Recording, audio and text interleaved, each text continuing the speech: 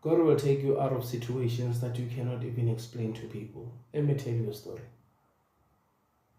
Back in the days when I was selling machine line packs in Tembisa, I met this beautiful lady, petite, a member of the bigger church in SA, the Star. I was like, now I got the right one, a God-fearing woman. She's my age. She has no child. I don't have a child. I'm not working, and she's accepting my love. We had a great conversation. We exchanged the numbers. I was so happy, not knowing that I'll be in a situation that only God can take me out of that situation. Yes, of course, I was selling machine line packs. I've always been that guy. I never had anyone to call whenever I need help. So if I cannot go to Bashley to do garden piece jobs, I have to sell something. That has always been my life. Crime has been a no-go area. I knew that I cannot be involved in crime. Once I get into that, that will be the end of me. Even if I get arrested, I'm not going to come out. They'll keep on piling years after years. I'll spend so many years in jail. So I knew that was the route that I cannot take. I'd rather start a small business so that I can look after myself. Days went by. Talking stage was great. I really loved everything about the lady. We were connecting so well. I asked her to come and visit me. And she said, no, you should come and visit me during the day. So if things go well, I will go back with you to where you stay. That was the deal. We had an agreement. Everything was flowing smooth. On Saturday, in the afternoon, should be after 12, it should be around 1 o'clock, I decided to go to Kasi where she was staying. She welcomed me. We walked towards a place. She was staying in a bedroom shack. When we got there, I realized that she has few items in that shack. It's either she was starting life all over again, she was in a relationship, things didn't work out well, or it's either she's from Limpopo, she just came to Gauteng, or else they were staying together in the 4-room house and they didn't see things eye to eye, and she was forced to move out of the main house. And I also realized that there was no grocery in there. She didn't have kitchen stuff to show that she stays there or she cooks there. It felt like a shack whereby someone left it and someone was not staying in there for quite some time, and she just moved in, tried to fix her life in there. It gave me that vibe. So our conversation was a great conversation. We talked about a lot of stuff, and we got to a space whereby I just realized that we're just sitting and we're just talking. Just trying to be a gentleman. And I said to her, we've been talking. You haven't offered me a tea or even a cold drink. And she said to me, unfortunately, I don't have anything to give you. I could have made a tea for you. And I was like, why don't we just go and get something to eat? She told me about a quota place that she likes. They're selling great quotas. And I was like, okay, no problem, let's go out there. Not knowing that when we are walking towards the quota place, the street is watching. People are watching us. I just found this woman, all is well, we happy, we're going to the quota place. She ordered her quota, I ordered my quota. I told the guy to make it double. Understanding that sometimes one quota is not enough. If we get two, we can go there, sit down and eat. If later on, because I was like having those minds that, we might do what we might, you know what I'm saying?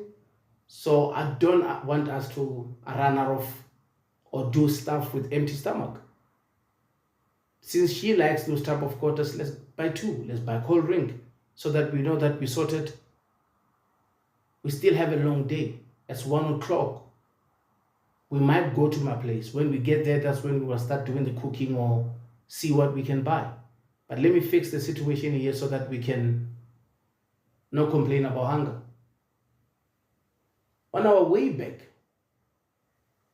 I don't know who saw us walking together and called the boyfriend, but we didn't even eat those quarters. We didn't even open the cold drink after we arrived. I was sitting to the right-hand side of the door. She was sitting on the left-hand side. So when the gentleman knocked, because when he arrived to the door, because it was not fully closed, he saw me sitting on the chair. He greeted me with respect. I greeted him back. He wanted to know where she is. I'm like, there she's sitting. And she had to stand up and check who was there. It was him. She said to me, he's my cousin, relax. Simply because of he cannot see her from where she's sitting. I relaxed. I'm like, it's the cousin. I sat for a bit and I realized that it looks like these people are having an argument. They don't see things eye to eye. What is the problem? But anyway, these are family stuff. Cousins are cousins. Sometimes they don't see things eye to eye. But I quickly realized that the tone is getting higher. And he kept on saying, don't lie to me. You think I'm stupid. And I understood that something is not right outside there. Like the cousins, talking about whatever that they're talking about. I shouldn't interfere because this is family stuff. I sat there and I started hearing certain type of sound, like she wants to say something, but she's like mumbling words. She's talking, but she doesn't want me to hear what she's saying. And I was like, nah, I should come out and check what is going on outside. Because he asked to speak with her, and she went outside and she said to me, don't worry, he's my cousin. When she went outside, she told him that I'm the cousin. So she was trying to play both sides. That's why he said, don't make me stupid. People saw you guys walking together. So I don't know, maybe the way we were walking, we were just all over the place. We were on each other. And people said, nah, these ones are not family. They're actually dating. She's calling me to a place knowing exactly that there is a boyfriend. Now, she gave me her reasons later that the boyfriend see her only when he wants to see her. And every time she's dating somebody, that's when he shows up. But those reasons were not valid reasons because the guy almost killed me. Now, as I hear those things happening outside, I came out. Now, the real cousin was outside. She was actually heading towards the shed to confront me. She didn't even greet me. She said, look what you have done. Look what you have done now. And when she's saying those words, that guy was putting hands on her. And that guy was saying, Ungenzi Slim. He's a Zulu guy, of course. Tall. There is a thing about tall guys dating shorter women. I don't know why. Somebody was just making a joke about it, saying all these tall guys, are dating petite women. And now shorter guys are looking for petite women to date, and there is none because all the taller guys took all these short girls, and the shorter guys are forced to date taller girls, and it doesn't look good. And that was the situation. When she confronted me, she's saying to me, look what you have done. I'm like saying, what did I do, my sister? She said, look at this guy now, he's beating this woman because of you. I'm like, why is he beating her? I was told that he's the cousin. I was told not to worry because the guy is the cousin. She said, no, the guy is the boyfriend. I'm the cousin. I'm telling the cousin that I didn't know that she had a boyfriend. She didn't tell me about the boyfriend. She only told me that she stays with the cousin. She said, yes, I'm the cousin. And I cannot allow this to happen at my place. He cannot kill her here.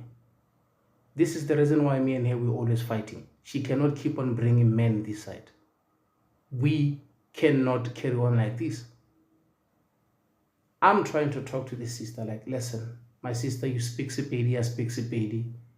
I didn't know. I just met this lady a few days ago. We spoke on the phone.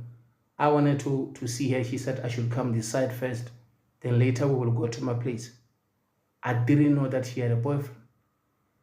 So now this guy now is, he's increasing the level of punishment that he's giving this young lady. I met Kasi whereby nobody knows me. Things hit the fan now. I'm effed. The cousin is looking at me like, bruh, you're the reason why everything is happening. She's looking at me like I should bring solutions. I don't have any solution. This guy is way taller than me. There is absolutely no way I can match this guy. He's a Zulu guy. You know Zulus how they are. This guy is like the born for fights. Whenever the fight happens, this guy doesn't even need time to warm up. The guy was just war ready. I'm trying to process everything in my head. Should I confront the guy? Should I jump the fence? Should I speak with the lady who is the cousin just to find a way to save? I need somebody to save me. Now the lady, she's not on my side. I'm realizing that the cousin is not on my side. She cannot come up with something so that I can be in the house or I can find something to defend myself. I'm actually effed. And I know how things happen, Kokasi. You don't act fast. The more people are watching, the more people are not on your side, you will be beaten brutally by many people. That's what we call mob justice, people joining. And I quickly realized that the punishment is getting too much for the lady. She's so petite, man, the way they beat her, she's not even making noise. And I realized that this guy has been putting hands on this woman. This is not the first time. And she's been keeping it silent so that the cousin cannot know that he's putting hands on her. If he can put hands on her outside, that means he's been doing it before. And I quickly understood that I have only two options. It's either I run from the situation, which is the option that I will never take, or the second option, I have to go through this guy. I have to take my chances, even if I'm going to lose against this guy, but I have to take my chances. Because that's the only safer way. Once you start running, people start chasing you, you'll be beaten by people. I decided to go straight to the guy. And I was like, bro, listen, you cannot do it in front of me. You cannot beat her in front of me. Now, my voice goes up. Because I know that I am effed. And I need to have whatever level of braveness that this guy should see from me. If I'm shaky, we are all going to be beaten, me and this woman. So I need to find that little bit of courage, knowing exactly that if I don't do things right, I cannot stand to be beaten by many people. I rather go straight to him, and I have to make it vocal enough so that people around here, they will know that I am defending the woman. I'm actually going to be taking the beating, but I am defending this woman because this guy is beating this woman. And I'm saying to this guy, not on my watch. You cannot beat her while I'm here. And I had to do that. I approached the guy. Something made that guy feel threatened, and he left the woman. But he said to me, Nyabuya, I'm coming back. And I quickly realized that I don't know how far this guy stays. I have no information about this guy. That Nyabuya means wherever he's going, he will come back with something. He won't come empty-handed. It's either he will come back with a gun, this guy's a Zulu, or else he will come back with his brothers. Either way, I'm effed. So I need to get out of that situation. I need to get out of that place. I'm telling the woman, listen, you didn't tell me that you have a boyfriend. I don't have time for explanation, because she's trying to explain now. Because she's effed. She told me that he's the cousin. She told him that I'm the cousin. The cousin is also standing outside, and the cousin tells me that the person that you think is the cousin is not the cousin, is the boyfriend. And the boyfriend is like saying, I'm the boyfriend, you have a new boyfriend, and you're telling me that the boyfriend is the cousin. We are all cousins. And I was like, no, I should get out of here. Now, where she stays is not too far from the tar road, where the main road where the taxis operate. I was like, I don't know how far that guy is going, because he's like running towards that house. She is bloody mistaking that running with fear, that this guy is afraid he's running away. I see that in her eyes, that she has no idea. That guy will come back. And there's absolutely no way I can win against that guy. Thank God he ran to help, to whatever way he's staying, so that he can get whatever weapon with the brothers. But I need to get out of here before these guys come back. I'm trying to tell her. She's trying to explain. And now I understand that she was heartbroken, because finally she found somebody who speaks her language, somebody who cares, somebody who understands that she doesn't have anything, but the little that I have, I'm sharing with her. And she doesn't want to lose me, but she doesn't understand that, girl, if we don't get out of this place, either way, you're going to lose me. I left without her. I left her there. I'm telling her, look, girl, I'm going, let's go. She doesn't want to go. I left her there at her place with the cousin. Now, the cousin, she's making a lot of noise. I'm so disappointed at that, barely speaking woman. She's a bit fetish. I'm like, girl, we speak the same language. You're taking the side now. Because that's how I felt. Like, you should have done something to defend me. But now you're taking a side. You're siding with this guy simply because of you're afraid that he can kill your cousin. I'm walking towards the taxis. When I say God is great, when I'm walking towards the taxis, people are standing on the streets. We all know how things can easily turn out. If there is anyone who's a friend to that guy or a family member to that guy, we'll start war right there. And they will stop me from running away from that situation. And that will be game over. So while I was walking, there comes this other guy that I used to play football with him. His name is Shoes. He see me before I see him. He's happy to see me. Oh, Taribo. Because they used to call me Taribo West. Because my name is Tabo. So I used to be angry whenever people are calling me Taribo West. Simply because of everybody was called Mdunga, Zain Musa, given all these great names like Ace. And they're calling me Taribo.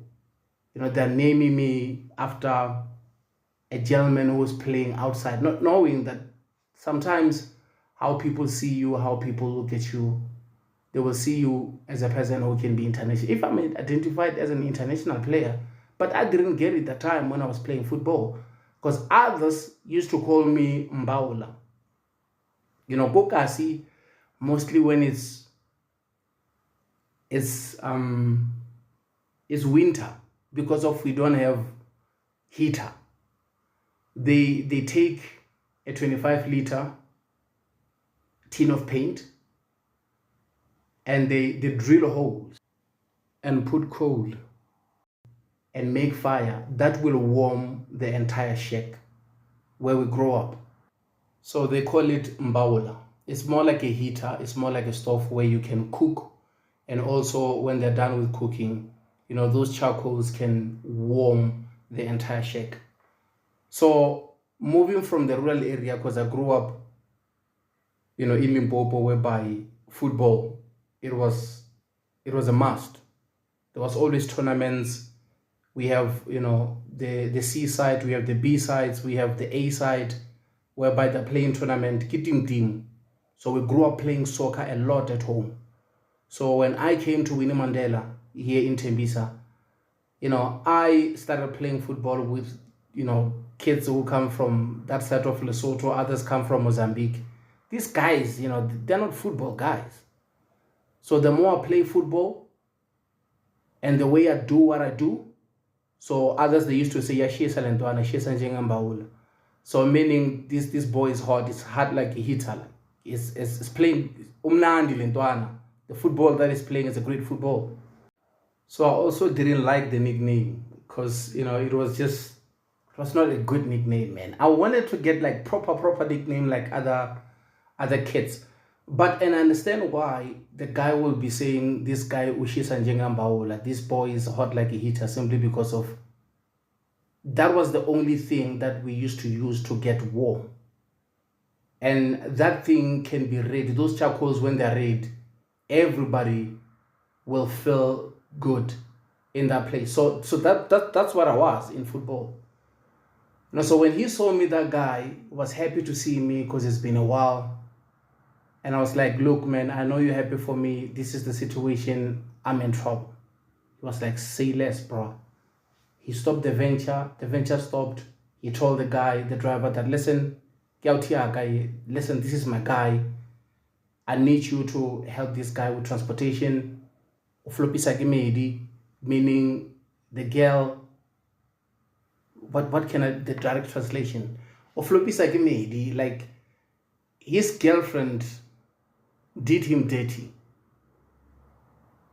And he must get out of this place because of the boyfriend showed up while he's with this girl. And they were like, okay, no problem. And when they opened the door so that I can jump into a venture, there comes the lady. She's been following me all along, but she's walking so slow in a way that it's like she wants that guy to be disciplined. I don't know if she had an idea that maybe the way I defended her, I can eventually beat that guy for her. There was no way I can beat the guy for her. She wanted that guy to come back while I'm still there so that I can sort out the guy. And there was no way I can sort out the guy. I knew it. There was no way. I had to find a way to get out of the situation. That was my only option. Now, Shoes and the driver, they started telling the lady, sister, jump into a venture, we have to go. We cannot allow that to happen to him. Now I have two people who are on my side. She wanted to explain, they didn't want to get any explanation from her. Eventually, she jumped to a taxi, which was a venture during the time. And she was so ashamed or embarrassed in the taxi because of everybody in the taxi, they know about the business. Because we had to tell the driver what is going on. So that if this guy follow us, they will know exactly what to do. So I jumped into a taxi. Shoes saved my life that day. Simply because of the way he stopped that venture. They know him around there. Because football players, once you're a great football player, guys knows you go kasi. And when you tell one of your guys like, bruh, this is my guy, I cannot let this happen to him. And I grew up with Shoes. We can say it's his cousin.